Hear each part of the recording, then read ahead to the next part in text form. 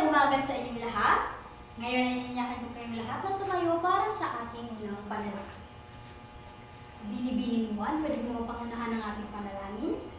Amen. Ngayon ay manatiling nakatayo para naman sa ating maikling ehersisyo. At ang gagawin niyo lamang ay sundin ang bawat galaw na makikita sa telebisyon. Handa na ba kayo? Sige.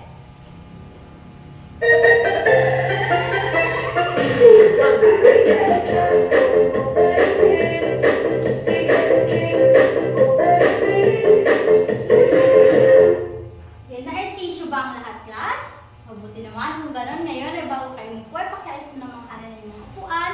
At kung may mga basura kayo nakita sa ilalim nito, ay pakipulot na rin at pakilagay sa basurahan. Tapos na ba? Ngayon ay pwede na kayo umupo. Sa puntong ito, class, gusto kong malaman kung sino nga ba ang lumiban sa umagang ito. May lumiban ba sa umagang ito? Sina Yurong at si Kundaw. Binibining sekretarya, pwede mo ang itala kung sino ang lumiban sa umagang ito at ibigay mo lang ito sa akin pagkatapos ng ating klase. Pero bago ang lahat, gusto ko munang ipaalam sa inyo ang mga alituntunin na dapat nating sundin sa loob ng ating klase. Una ay ang makinig. Pangalawa, huwag makipag-usap sa katabi. Bawal mag-cellphone sa loob ng klase. Itaas lamang ang kanang kamay kung sasagot o kung may itatanong. Nagkakaintindihan ba tayo? Mabuti naman kung gano'n. Ngayon ay gusto kong malaman kung meron pa ba dito sa inyo ang nakaalala pa sa ating nakaraang tinatalakay. Meron ba? Sige, palagtiw. Magaling at naalala mo pa ang ating nakaraang talakayan. Sa puntong ito, class, ay meron tayong aktibidad na gagawin. Meron ako dito mga larawan. At gusto kong ibigay ninyo ang inyong mga ideya kung ano nga ba ang pinapakita na larawan. Sige, sino gustong sumubok? Lanaha? Magaling! Ang larawan ay nagpapakita ng iba't ibang dialekto.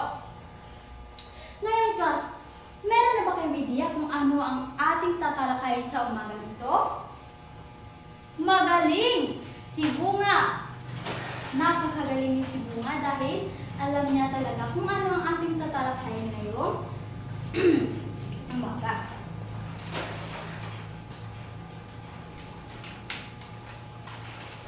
Ang ating topiko na tatalakayan ngayong umaga ay tungkol sa teorya sa variety ng wika, teoryang heterogeneous. Pero bago ang lahat, ay gusto ko munang ipaalam sa inyo kung ano nga ba ang ating layunin na gustong makamit sa ating talakayan ngayong umaga.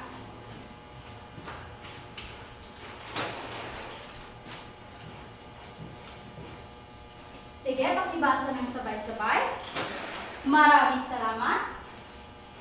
Ngayon to, pag narinig nyo ang salitang heterogeneous, class, ano ang inyong maiisip kung ano nga ba ang ibig sabihin nito? Sige, Milon? Magaling, Milon. Ang heterogeneous, ito ay isang salitang nagmula sa Griego na hetero na ang ibig sabihin ay different o sa Tagalog pa ay magkaiba. At genus naman na ang ibig sabihin sa Ingles ay kind. At sa Tagalog naman ito ay nanghulugang uri o lahi. Ngayon, class, ano naman kaya ang teoryang heterogeneous? Sige.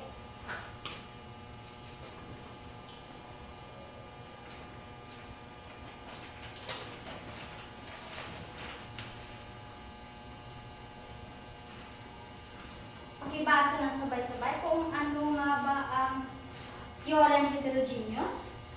Maraming salamat. Ang teoryang heterogeneous, ito ay isang teorya na nagpapakita na ang mga variety ng wika o ang mga wika ay hindi homogeno o isa, kundi meron itong iba't ibang katangian, istruktura at paggamit. Ano naman kaya ang wikang heterogeneous?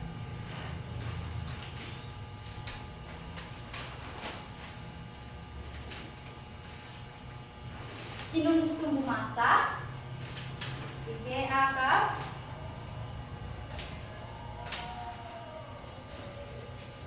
Maraming salamat. Ang heterogeneous na wika, class, ito yung karaniwan na ginagamit natin sa pakikipag-ugnayan sa pang-araw-araw na buhay. Ang pagiging heterogeneous na wika ay bunga ng, ito ay isang bunga ng nalilikhang pakikipag-ugnayan ng ibang tao sa iba. Ang naging batayan ng mga linguistiko sa pagkakaroon ng heterogeneous na wika ay ang kanilang masusing pag-aaral at pananaliksik tungkol sa sociological at linguistika na nabuo bilang socio-linguistic. Alam naman natin, class, na isa ang Pilipinas sa pinakamaraming wika. Sa kadahilanan ng ating bansa ay isang kapuluan na mga Pilipino ay nahati sa iba't ibang grupo at gumagamit ng iba't iba ring mga dialekto.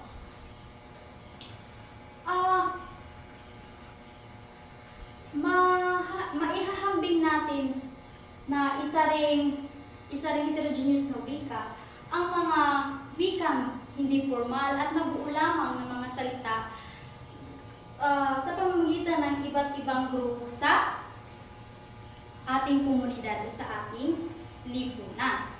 Ngayon, class, meron tayong mga halimbawa o mga ilang halimbawa ng heterogeneous na wika. Ito, halimbawa sa Tagalog ay bakit. Sa Batangas, bakit ga? Sa Bataan, bakit ka? Ngayon, Ginoong Karyaga, ano ang bakit sa Bisaya o sa Cebuano? Magaling, ito ay ngano. Binibini Soldevilla, ano naman ang bakit sa Hiligaynon? Magaling. Meron din tayong Gaylinggo. Ang Digimon o Digispeak, jargon at ikulit. Ngayon, babalik tayo sa Gaylinggo or Gaylinggo. Ito ay ang wika ng mga bakla. Halimbawa na lamang dyan ang givenchy o para sa paghingi. Sino pong makapagbibigyan ng ibang halimbawa, Milord? Magaling! Bigyan natin ng what a nice cup si Ginoong Milord. Sige, isa, dalawa, tatlo. Isa, dalawa, tatlo. What a nice! Sino pa? Sige, Ginoong Dicon? Napakagaling. Ngayon ay ang Digimon o Digispeak. Ano naman kaya ang Digimon o Digispeak? Ito ay ang salita na nanggaling sa Hapon. Ito ay isang salita na nanggagaling sa Hapon na Pokemon. At ito yung mga pinaghalo-halong mga malalaking letra, maliliit na letra, mga numero na mahirap intindihin, lalo na sa hindi nakakaintindi o hindi sanay sa digital things. Katulad na lang ng ito, I miss you. Gumagamit sila ng I-M-I-S-Z-Q-C-H-U-H. Tapos dito naman may yung nakhalong numero dito sa IT2H. Kaya ang ako ito. Sige, ngayon dito tayo lumako sa jargon.